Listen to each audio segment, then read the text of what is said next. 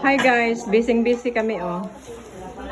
Yan ba sa mga dakilang ina? Mga dakilang ina mo. Anong luto nga yan, Bay Ma? Anong luto yan? Niligi. Niligi? Lutong ano? Maranaw? Ano? Maranaw? Iranon. Iranon. Lutong iranon yan. Manok na may niyog, no? Okay. Yan, may chapsoy. Okay na yun sa baba? Okay na? Tapos ayun. Siyempre, walang kamatayang biko. Itits. Ayan. Mayroon kaming. Yan ang aming dulang. Tapos, may isdang prito, may adobong pato.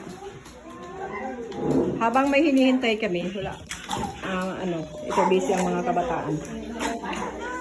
Mga apo na ito, mga apo, pamangkin. Ayan. Dami, oh. Ayan ang aking baby girl. Ang aming apo. Yan. Tignan mo, hindi siya madamot. Share niya ang mga toys niya. Oh, pasaya-saya niya. Yan. Ning. Pakihawak daw si Pia, Ning. May lagnat pa. May lagnat kasi yan, eh. Mainit pa rin. Mainit, Ning. Kapain mo daw, Ning. Mainit siya. Okay. Wow! Ha? Meron na. Oo. Pero konti lang. Konti na lang, malapit yung gumaling. Ayan si Kuya Rap. Ayan, itong pamilya namin. Marami kami, oh. Marami kami. Meron pa dun sa balkon.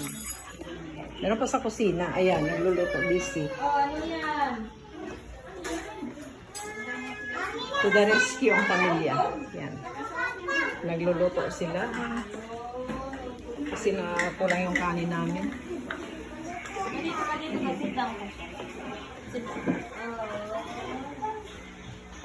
Meron pa sa labas. Ayan. Sige lang, okay lang man yan. Doon sa labas. Hindi, no, sa mesa. Ay, sa sala.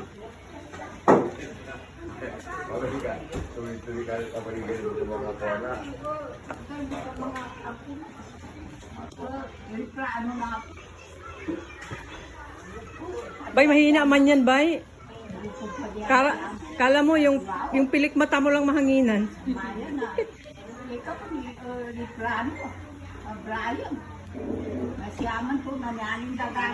Yan ang aking biyanan, ha?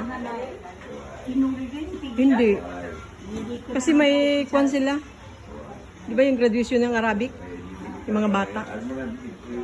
Aking biyanan, yung babae lang. Kwan yan. Abita, yan isa. Usapang ano na yun, usapang noong unang panahon. Tempo ng hapon, yan ang topic nila. Ito na si Mrs. na maganda, asawa ng aming pulis.